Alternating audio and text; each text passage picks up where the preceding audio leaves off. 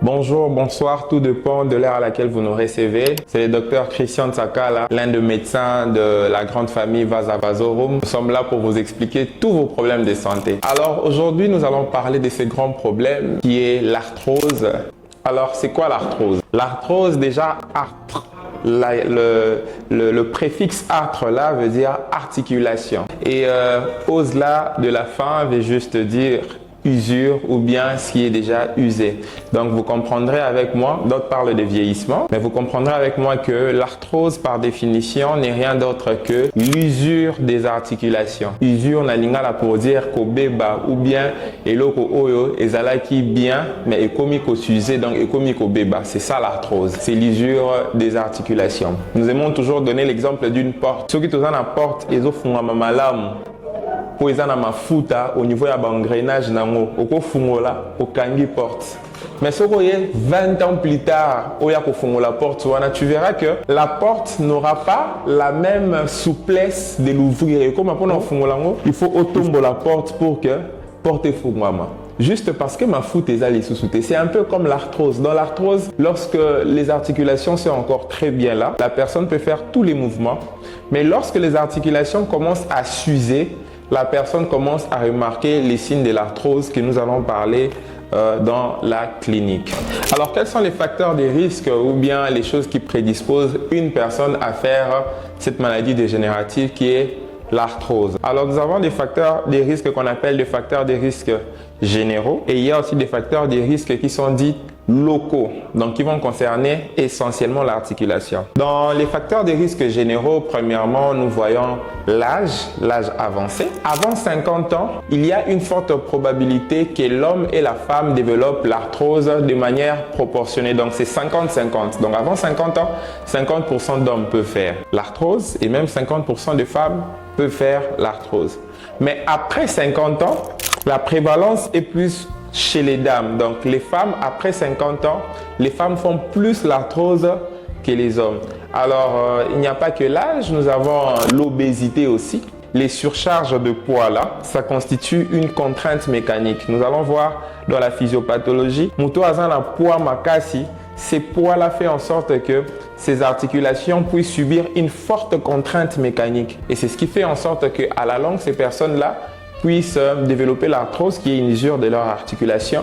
Hormis ça, nous avons le sexe féminin. Le sexe féminin est très prédisposé aussi à faire l'arthrose, mais aussi la ménopause avec les modifications hormonales. Alors, il y a aussi des facteurs qu'on appelle les facteurs locaux. Les facteurs locaux, ça veut dire dans les articulations vraiment. Quels sont ces facteurs locaux? Nous avons par exemple des personnes qui ont eu à souffrir des arthrites. L'arthrite, ce n'est pas l'arthrose. L'arthrite, c'est une inflammation. L'articulation peut s'inflammer, l'articulation peut aussi s'infecter. Et les personnes qui ont eu à mal soigner ou bien les personnes qui n'ont pas bénéficié d'une bonne prise en charge de leur arthrite, cette arthrite peut virer de l'arthrite vers l'arthrose. Et c'est pourquoi ça constitue un facteur de risque, mais cette fois-ci un facteur de risque local. Et nous avons aussi, hormis cela, nous avons les inégalités des membres, les personnes qui ont subi des fractures avec chevauchement et ces genres de personnes qui ont développé des inégalités des membres inférieurs surtout parce que c'est les membres inférieurs qui portent la charge de tous les corps et vous verrez avec moi que cette inégalité des membres fera en sorte qu'il y ait une forte contrainte mécanique dans le membre qui est inégal et ceci peut faire en sorte que la personne puisse plus tard développer l'arthrose. Comment est-ce que l'arthrose survient? Alors, il y a deux facteurs. Il y a ce qu'on appelle les contraintes mécaniques et le deuxième facteur, c'est lui-même l'articulation. Nous avons dans les premiers cas de figure, soit il y a une forte contrainte mécanique. Les contraintes mécaniques, c'est quoi? C'est tout ce qui surcharge l'articulation. Par exemple, nous avons parlé de l'obésité dans les facteurs des risques généraux. Les patients obèses, déjà, ou vraiment la graisse est belée, son surpoids est en train d'exercer une contrainte mécanique sur toutes les articulations qui soutiennent le corps, notamment nous avons la hanche et les genoux. Et le fait qu'Azamounen est bongo, ces poids-là qui lui imposent une contrainte mécanique au niveau de ses articulations, les personnes obèses vont développer plus tard une gonarthrose et même une coxarthrose. Donc, vous voyez que le contrainte mécanique agit sur l'articulation en l'exerçant sur l'articulation. Plus de poids, plus de surcharge. Et il n'y a pas que le surpoids ou l'obésité. Il y a d'autres contraintes mécaniques, par exemple, des personnes qui sont obligées de transporter des grosses charges, les porteurs, maman et mapa, le matin, maman pas ébélé. Cette contrainte mécanique-là exercée sur les articulations à long terme fera en sorte que les articulations puissent s'user et ils vont développer l'arthrose. Donc vous comprenez avec moi que même les personnes qui n'ont pas encore un âge avancé, qui n'ont pas encore 50 ans, peuvent faire l'arthrose. Donc tout dépend soit des contraintes mécaniques ou bien de l'autre côté, maintenant c'est l'articulation qui est préalablement malade. Il y a des anomalies au niveau de l'articulation. Une personne qui a déjà subi, qui a déjà eu une arthrite par exemple auparavant, mal soignée comme on a dit, une personne qui a déjà subi une fracture, cette articulation-là est préalablement malade. Et même si les contraintes mécaniques ne sont pas assez prononcées, une personne comme ça peut faire l'arthrose. Une personne qui souffre de l'arthrose, il va se plaindre de quoi? Souvent en consultation, ils viennent, docteur, nazoka pasi na mikuwa, docteur, genou na ngai en tout cas nazoko kotambola te. Il peut venir avec soit une douleur, déjà la douleur c'est le maître symptôme. Il viendra avec des douleurs articulaires, mais en rhumatologie, ce que nous devons savoir est que nous avons beaucoup de types de douleurs. Nous avons des douleurs de type inflammatoire, nous avons des douleurs de type mécanique, nous avons aussi des douleurs de type neurogène. Donc, l'arthrose, lui, prend la catégorie des douleurs de type mécanique. Les douleurs de type mécanique, ce sont des douleurs qui surviennent le plus souvent au mouvement. Donc, ça veut dire que ce sont des patients qui vont développer des douleurs au mouvement. Par exemple, au réveil. Alalaki, il était en train de dormir et puis il se réveille. Mais pour qu'il puisse descendre du lit, il peut même prendre 15 minutes. C'est ce qu'on appelle le déverrouillage matinal. Donc, ça lui prend du temps pour qu'il puisse descendre de son lit. Il a comme une raideur articulaire qui l'empêche, en fait, de descendre de son lit et ça fait très mal. C'est ça qu'on appelle la douleur de type mécanique, voilà. C'est ça la douleur de type mécanique avec un déverrouillage matinal qui peut aller jusqu'à 30 minutes. Et hormis la douleur articulaire, ces personnes développent aussi ce qu'on appelle des crépitations. Des crépitations, c'est comme le mot le dit, crépitation, c'est une sensation de raideur dans les articulations qui donne un son assez particulier. Hein, ça fait crac, crac, crac.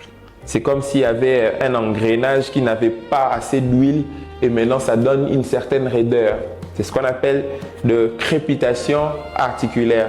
Hormis la douleur que nous venons d'expliquer qui est de type mécanique, nous pouvons aussi avoir des limitations des mouvements. Donc ça veut dire des mouvements qu'il pouvait faire, par exemple, lever son épaule, par exemple, étendre facilement son genou lorsqu'il est en train de se reposer, par exemple, marcher sur des escaliers à une fréquence qui est habituelle pour lui, le patient n'arrivera plus à le faire. Et plus tard, nous aurons des déformations articulaires liées à l'usure des articulations avec les ligaments qui vont commencer à subir aussi de remaniement. La douleur dépend aussi du type d'articulation qui est concerné. Il y a des douleurs qui sont liées peut-être à l'arthrose de la colonne vertébrale. On peut avoir une arthrose de la colonne cervicale qu'on appelle une oncarthrose ou bien une cervicarthrose. Vous verrez que les douleurs seront des types douleurs au niveau du cou avec une névralgie qui peut être associée ou non. Parce que n'oubliez pas qu'à la colonne vertébrale, c'est là où débouchent toutes les racines nerveuses. Donc, vous allez avoir des douleurs de type irradiante, ok, dans les trajets du nerf qui comprime. Et les patients peuvent vous dire que non, j'ai des douleurs au niveau du cou, qui irradient au niveau de l'épaule et des bras. Là, on comprend que l'usure de l'articulation commence à pincer déjà les racines nerveuses et puis ça vous donne aussi de névralgie dans les trajets du nerf. Et après, vous avez des douleurs, si c'est au niveau de la hanche, nous avons une coxarthrose, les patients vont se plaindre de douleurs de la hanche. Si c'est au niveau du genou, nous aurons une gonarthrose qui peut être unilatérale ou bilatérale. Les patients auront des douleurs au niveau de ses genoux. Alors, maintenant, parlons de la paraclinique. En paraclinique, déjà, ce que nous devons retenir est que ce n'est pas une inflammation, ok? Tous les marqueurs inflammatoires seront normaux. La numération de globules blancs, la formule leucocytaire est même la protéine C réactive ne sera pas biaisée ou bien ne sera pas anormale. Les valeurs, les biomarqueurs inflammatoires seront normaux parce que l'arthrose n'est pas une inflammation. Et on peut faire une radiographie. D'ailleurs, la radiographie est l'examen de choix devant un patient qui vous fait de l'arthrose. Qu'est-ce qui se passe? Il y a des signes radiographiques au niveau en ce qui concerne l'arthrose. Parmi ces signes, nous avons les pincements de l'interligne articulaire. Donc, vous allez voir à la radio que si par exemple on est au niveau des genoux, vous allez voir que entre l'articulation, entre les deux os et les cartilages qui constituent la surface articulaire, l'usure du cartilage fera en sorte qu'il y ait un pincement. Le pincement, ça veut dire le rapprochement des os. Les os vont se pincer, ok? Ça, c'est le premier signe de l'arthrose à la radio. Hormis le pincement articulaire, nous pouvons aussi avoir ce qu'on appelle l'ostéocondensation de l'os sous-chondral. Ça veut dire tout simplement ceci, que l'os qui est en dessous du cartilage, cet os-là subissant une forte contrainte mécanique à cause de l'usure du cartilage, ok? Cet os-là va commencer à gonfler. L'ostéocondensation veut dire l'os qui est en dessous du cartilage, commence à subir des remaniements. Ok, à cause de la contrainte mécanique, il va commencer un peu à gonfler, il va commencer un peu à avoir une forte densité au niveau radiologique. C'est ça l'ostéocondensation. Et on peut aussi avoir ce qu'on appelle des ostéophytes. C'est de petites images autour de l'os qui nous montrent réellement qu'il y a eu un remaniement. Et nous avons des géodes. Les géodes aussi, ce sont de micro-cavités qui se créent tout autour de l'os qui a subi une usure au niveau du cartilage.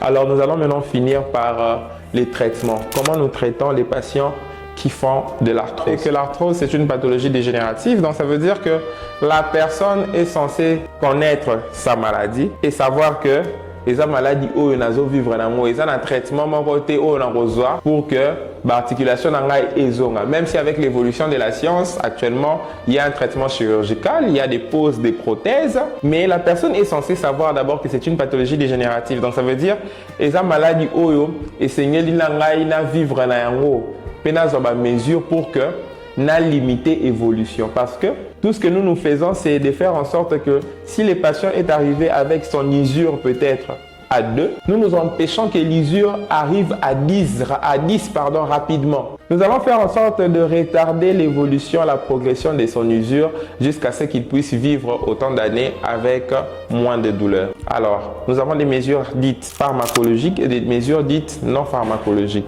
Parmi les mesures non pharmacologiques, nous avons par exemple pour les personnes qui ont une surcharge pondérale, d'accord?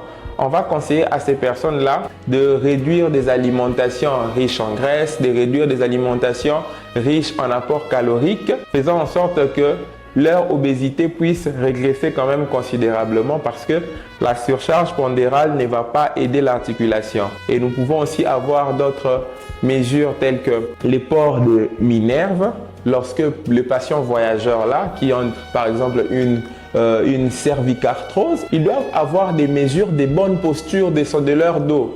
On va leur demander quand ils se posent dans un avion pour des longs voyages, ils doivent avoir une minerve. La minerve permet de fixer l'articulation et protéger leur cou des contraintes qu'ils peuvent avoir lorsqu'ils font un long voyage. Et voilà, il y a aussi ce qu'on appelle les mesures de bonne posture pour les patients qui ont des arthroses de la colonne vertébrale. Il y a des postures qui sont adaptées. Par exemple, pour nos oiseaux, une personne qui a une arthrose ou bien même une personne qui n'a pas d'arthrose qui veut prévenir la survenue de l'arthrose, à Kongumba Mabourité parce qu'il est en train d'exercer une forte pression sur sa colonne vertébrale. Alors, il y a des mesures, je vous conseille d'ailleurs, si tu as Google, tape les bonnes postures du dos.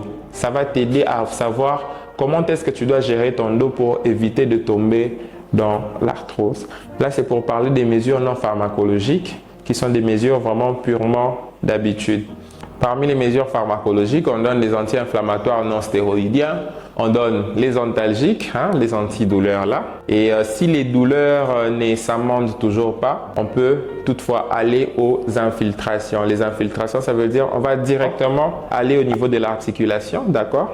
Infiltrer un anti-inflammatoire, souvent nous infiltrons le corticoïde qui sont des anti-inflammatoires stéroïdiens pour aller agir directement sur l'articulation et réduire tout ce qui est douleur et tout ce qui est production de molécules pro-inflammatoires telles que les cytokines, les interleukines et autres. Donc voilà.